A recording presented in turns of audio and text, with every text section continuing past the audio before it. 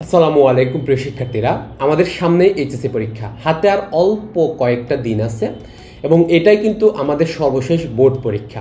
এই পরীক্ষায় যদি রেজাল্টটা ভালো করতে পারি তাহলে নিঃসন্দেহে এটা আমাদের ভর্তি পরীক্ষার ক্ষেত্রে অনেক বড় গুরুত্বপূর্ণ ভূমিকা রাখবে। যেমন আমাদের মেডিকেল ভর্তি পরীক্ষার জন্য এইচএসসির ওপর 125 মার্ক, সো আমরা যারা জিপিএ পাবো তারা মেডিকেলের জন্য যে 125 মার্ক প্রয়োজন সেটা আমরা খুব সহজে অর্জন করতে পারবো। আর আমাদের যাদের এই জায়গায় জিপিএটা কিছুটা কম হবে তাদের জন্য কিন্তু মেডিকেলের মতো জায়গায় পরীক্ষা দেওয়াটা একটু কঠিন হয়ে যাবে, কিংবা চান্স আনাটা তো আরও বেশি কঠিন হয়ে যাবে।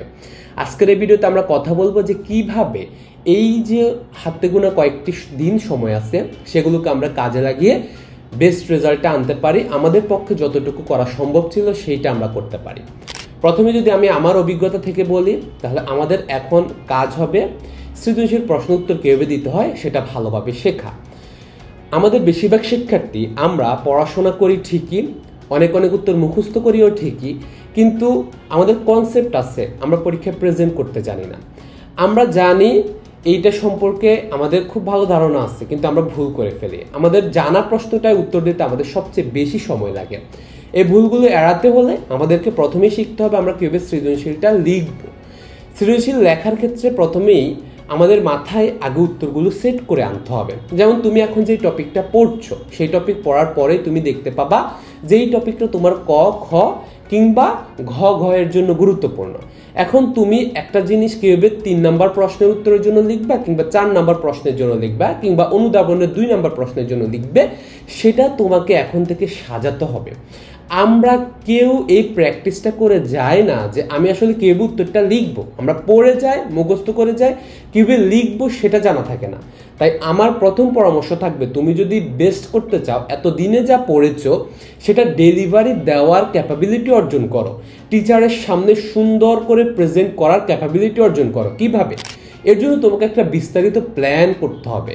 যখনই তুমি সৃজনশীল পড়ছো তখনই তুমি দেখতে পাচ্ছো যে এই টাইপের ম্যাথগুলো আসছে, এই টাইপের প্রশ্নটার উত্তর দেয়, এই ভূমিকাগুলো আসে, এই গুরুত্বগুলো আসে, এই নিয়েই আমার বেশি প্রশ্ন বলে। এখন আমি এটা কিভাবে উত্তরটা সাজাবো, আমি কিভাবে চিত্রটা আঁকবো, আমি ঠিক বামে আঁকবো নাকি ডানে আঁকবো, আমি কি চিত্র পেন্সিল দিয়ে আঁকবো, কোন টাইপের পেন্সিল দিয়ে আঁকবো, আমি চিত্রটা কোথায় মার্কিং করব, এই প্রত্যেকটি বিষয় আমার জানা থাকা লাগবে। আমি যখন গুরুত্ব লিখব, আমি যখন একটা ভূমিকা লিখব, ঠিক কোন ভূমিকাটা আমি লিখব, সিরিয়াল মেনটেন করে আসতে হবে। কোন বৈশিষ্ট্যগুলো আমি লিখব সিরিয়াল মেনটেন করে আসতে হবে। তাই 20টা বৈশিষ্ট্য মুখস্থ করার কোনো দরকার নেই বা মনে রাখারও দরকার নেই।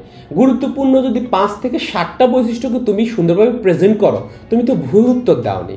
তুমি যদি 20টা লেখো এর মধ্যে 10টায় আন্দাজে হয়, ভুল হয়, তার চেয়ে রাদার দেন তুমি যদি 5-7টায় সঠিক উত্তর দাও এবং এগুলোই একজ্যাক্ট সঠিক উত্তর, সুন্দর উত্তর, গোছানো উত্তর, তাহলে কিন্তু টিচার তোমাকেই বেশি মার্ক দেবে। কেননা ভুল তো ভুলই।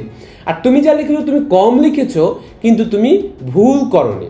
এই ব্যাপারটাকে মাথায় রেখে আমরা এখন যতগুলো গুরুত্ব পড়ব সবগুলোকে আমরা রেডি করে রাখবো যে আমি তো জানি এটা আমার ঘয়ের প্রশ্ন আসবে বা এটা ঘয়ের প্রশ্ন আসবে, যেটাতেই আসুক এটাকে আমি কোন বৈশিষ্ট্যটা লিখবো, কোন পয়েন্টের আন্ডারে লিখবো, এটাকে কিভাবে ডিফারেন্টভাবে প্রেজেন্ট করা যায় সেটা আমাকে শিখতে হবে। আমরা যে পার্থক্যগুলো মুখস্থ করি একজ্যাক্ট 5 থেকে 7টা পার্থক্য আমাকে বলে দিতে হবে সাই করে যে এই হচ্ছে পার্থক্যের বিষয়, এই দুটোর মধ্যে এই বিষয়ে পার্থক্য আছে, তাহলে আমাদের উত্তর অনেক বেশি স্পেসিফিক হবে। এই স্পেসিফিক উত্তরটাই আমি তোমাকে চাচ্ছি।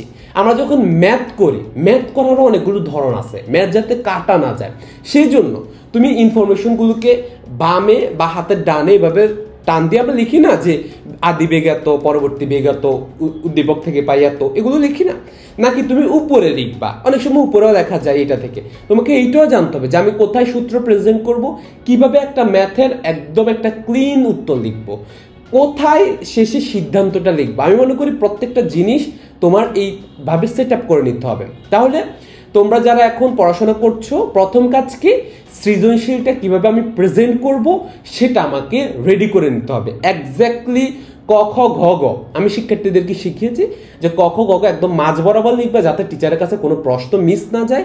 একটা দাগ দিবে, এখানে যে একটা দিবা নাকি দুটো দিবা, তুমি কিরকম ওয়েব দিবা নাকি সোজা দিবা, এই ফরম্যাটও চিন্তা করতে হবে। কেননা একটা ক লিখতে, খ লিখতে, ঘ গ লিখতে তোমার যদি 1 মিনিট সময় লেগে যায়, একটা ডিজাইন করতে যদি 1 মিনিট সময় লেগে যায়, এইটাই কিন্তু পরবর্তীতে তোমার উপর অনেক বড় প্রেশার ক্রিয়েট করবে, দেখা যাবে তুমি পর্যাপ্ত সময় নিয়ে পরীক্ষাটা দিতে পারো না।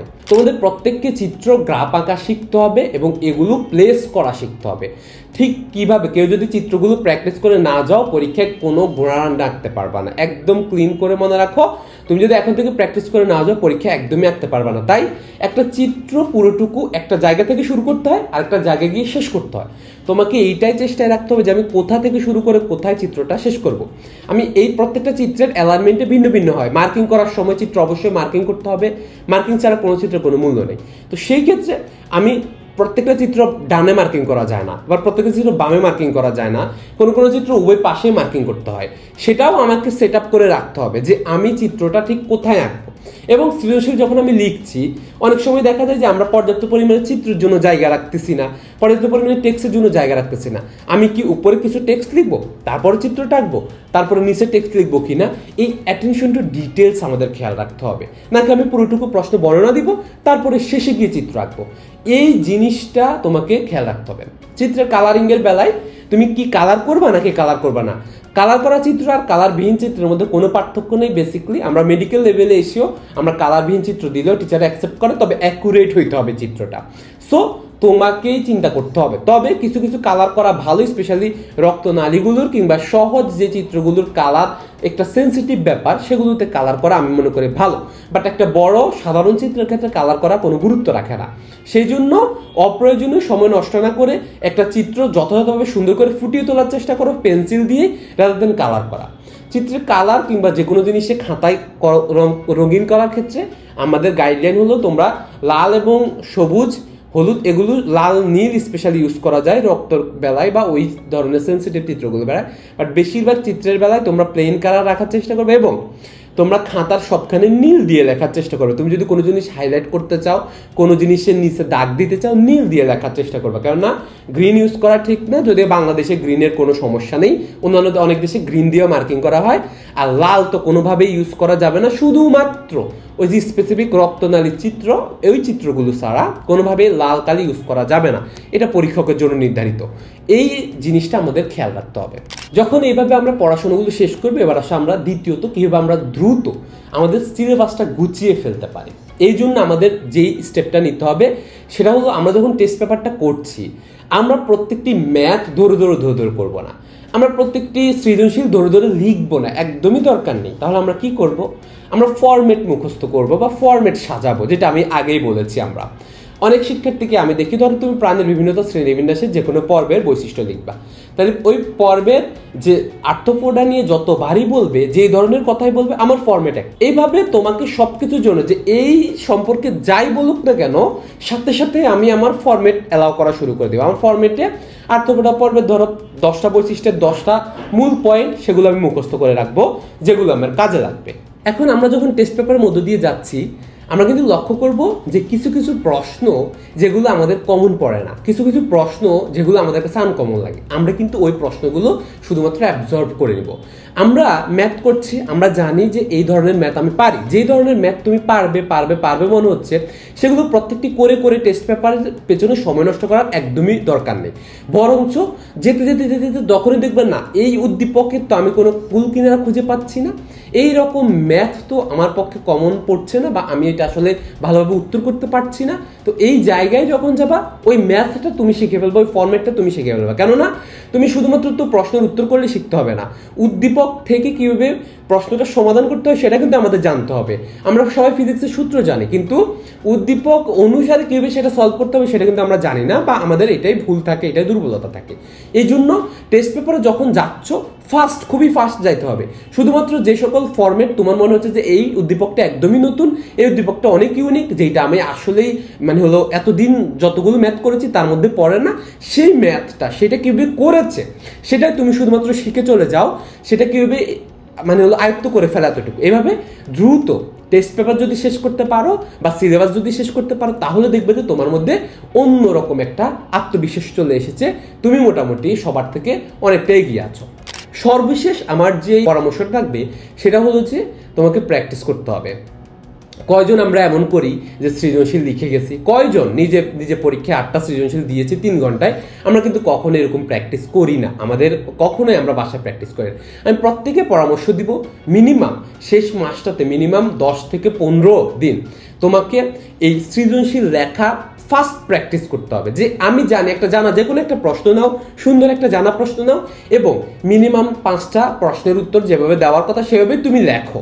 তুমি নিজের খাতাটা নিজে মূল্যায়ন করো, তুমি দেখো যে কোন কোন জায়গায় তোমার লেখা খুবই বিশ্রী হয়ে যাচ্ছে, কোন কোন জায়গায় তুমি প্রেজেন্ট করতে চাও। দেখো আমরা কিন্তু কল্পনায় অনেক ভাবি যে আমার লেখা এত সুন্দর হবে, এত চমৎকার আসবে, এত সুন্দরভাবে আমি পরীক্ষা দিব। বাস্তবে কিন্তু এরকম কারো পারফেক্ট পরীক্ষা হয় না। সবারই দেখবে যে অনেক খারাপ লেখা হওয়া শুরু করে, এটা সবারই হয়, তাড়াহুড়া করতে হয় শেষের দিকে, এটা সবার ক্ষেত্রেই হয়। এই জায়গাটাতে তুমি কিভাবে ম্যানেজ করবা, তুমি কিভাবে সৃজনশীলটাকে আরো ইফেক্টিভলি দিতে পারো, আরো সময় মেনটেন করে দিতে পারো। আমার ক্ষেত্রে যদি বলি, ভাইয়া চেষ্টা করতাম সবসময় যে আমার যেহেতু 5টা প্রশ্ন দিতে হবে ওইভাবে আমাকে সাজানো। তো তুমি যদি 5টা প্রশ্ন দিতে যাও তাহলে তোমার চিন্তা থাকবে আমি প্রতি আধা ঘন্টায় একটা করে সৃজনশীল প্রশ্ন উত্তর দিব। তাহলে তুমি আধা ঘন্টা একটা করে সৃজনশীল প্রশ্ন দিলে আর আধা ঘন্টার সময় তোমার এমসিকিউ দিলে তোমার জন্য কভার হয়ে যাবে। এটা কিন্তু আমার নির্ধারণে থাকতো। আমার দ্বিতীয় একটা টেকনিক থাকতো, সেটা কি আমি প্রথম 3টি সৃজনশীল প্রশ্ন খুবই পারফেক্ট দিব, যেগুলোতে আমি 25 থেকে 27-28 মার্ক আনতে পারি। অর্থাৎ এগুলোতে 1-2 মার্কের বেশি রিজেন্টে কোনোভাবে না কাটে, আমি মোটামুটি প্রত্যেকটাতে 9 করে যেন মিনিমাম পাই, কিংবা 10-এ 10। এইটা আমার প্রথম টার্গেট। এরপরে বাকি 2টাতে আমার টার্গেট থাকবে যে আমি যদি সম্পূর্ণ তৈরি করতে পারি তাহলে আমি 60 মার্ক মতো পাবো। কোনো প্রশ্নর কোনো অংশ কোনোভাবে ছেড়ে আসা যাবে না, এটা তো অবশ্যই। সুন্দর উত্তর করতে গিয়ে যদি একটা প্রশ্ন পুরো ছেড়ে দাও তাহলে তোমার মতো বোকা আর কেউ হয় না, এই ভুল কখনোই করা যাবে না। সেই জন্যই বলি যে এখন থেকে 15টা দিন মিনিমাম সৃজনশীল প্র্যাকটিস করে যাও। মিনিমাম নিজে নিজে খাতা মূল্যায়ন করার চেষ্টা করে যে আমি আসলে কি লিখছি, কি গাদার মতো মানে হলো আমি উত্তরগুলো দিচ্ছি, আমার কোথায় লেখাটা খুব বাজে হয়ে যাচ্ছে, কোথায় আমি খুব বোকামি করে ফেলতেছি, কোথায় আমি সময় বেশি দিয়ে ফেলতেছি, কোথায় ম্যানেজ করতে পারছি না, কোন চিত্রটা আমার আরো বেশি তাড়াতাড়ি আঁকা প্র্যাকটিস করা উচিত, কোন সৃজনশীলগুলো আমার আর একটু তাড়াতাড়ি করা উচিত, ম্যাথ কিভাবে আমি দ্রুত সমাধান করে ফেলতে পারি, নির্ভুলভাবে আমি কিভাবে সৃজনশীল ফরম্যাটটা সাজাতে পারি, এইটা পুরো মানে হলো করা উচিত। এবং এমসিকিউ ভালো করতে হলে প্রতিদিন মিনিমাম একটা করে পরীক্ষা অবশ্যই দিতে হবে। তাহলে তুমি সাজিয়ে নাও যে একদিন আমি ফিজিক্স 2 পত্র দিব, একদিন বায়োলজি 2 পত্র, একদিন কেমিস্ট্রি 2 পত্র দিব। এভাবে বাংলা, ইংলিশ, আইসিটি যাই থাকুক না কেন প্রতিদিন আমি মনে করি তোমার গ্রুপিয়াল বিষয়গুলো তুমি মানে হলো একসাথে রাখো, এটা 2টা দাও আর ওইটার একটা দাও, তাহলে মোট 3টা পরীক্ষা মিনিমাম দাও। এমসিকিউ দিতে তো বেশি সময় লাগে না, 10-12 মিনিট করে লাগবে যদি ভালোভাবে দিতে পারো। তাহলে এমসিকিউ গুলো যে কোনো ভাবে দিয়ে চেষ্টা করো। এইখানে মনে রাখতে হবে তোমার প্রিপারেশন আসলে তুমি কতটুকু পড়েছো সেটা না, একটা প্রিপারেশন হলো তোমার ব্রেন কত ফাস্ট রেসপন্স করতে পারে, ব্রেনটাকে ওই ফাস্ট করা যাতে পরীক্ষার হলে তোমার ইনফরমেশনগুলো মুখস্থ তাড়াতাড়ি মনে আসে, এটা প্রথম কাজ। দ্বিতীয়ত হলো ফাস্ট লিখতে পারা, প্রেজেন্ট করতে পারাটাই গুরুত্বপূর্ণ ব্যাপার এখানে। এতদিন যা পড়ে এসেছো সেটা যদি ভালোভাবে টিচার কাছে ফুটিয়ে তুলতে না পারো তুমি পর্যাপ্ত মার্ক পাবা না। আর তুমি যদি সেটাকে সুন্দরভাবে ফুটিয়ে তুলতে পারো তুমি অবাক হয়ে যাবে যে তুমি কিভাবে একটা ভালো সেরা মার্ক আনতে পারো। এই ছিল আমার 3টে পরামর্শ। প্রথম পরামর্শ হলো ফরম্যাট সাজাও, কিভাবে সৃজনশীলটা উত্তর দিবে। দ্বিতীয় পরামর্শ হলো দ্রুত সিলেবাসটা শেষ করো, শুধুমাত্র আনকমনগুলোই ভেতরে নাও, যেগুলো পারো বা পারবে বলে মনে হচ্ছে সেগুলো আর দ্বিতীয়বার সময় নষ্ট করিও না। এবং তৃতীয় হচ্ছে প্র্যাকটিস প্র্যাকটিস প্র্যাকটিস। শেষ দিন পর্যন্ত সুন্দর করে প্র্যাকটিস করে যেতে থাকো, নিজেকে পারফেক্ট করার চেষ্টা করতে থাকো, সময় সেভ করার চেষ্টা করতে থাকো, স্ট্র্যাটেজি সাজানোর চেষ্টা করতে থাকো, কীভাবে সুন্দর করে প্রেজেন্ট করতে থাকো সেই চেষ্টা করতে থাকো, কীভাবে মার্কগুলো আনা যায় সেই চেষ্টা করতে থাকো, কীভাবে চিত্র গ্রাফ অ্যাড করা যায় সেই চেষ্টা করতে থাকো। ওভারঅল একটা পারফেক্ট সুন্দর যথাযথ এইচএসসি পরীক্ষা দেওয়ার চেষ্টা করতে থাকো। আমার বিশ্বাস তুমি যদি এভাবে ফরম্যাট মেনে সুন্দর করে গুছিয়ে নিতে পারো তুমিও আমার মতোই গোল্ডেন এ প্লাস পেয়েই বেরিয়ে আসবে এবং হয়তো মেডিকেল অ্যাডমিশন টেস্টে একটা ভালো রেজাল্ট করে ঢাকা মেডিকেল কলেজের মতো জায়গায় পড়তে পারবে। সবার জন্য শুভকামনা থাকবে। আজ এ পর্যন্তই। আসসালামু আলাইকুম।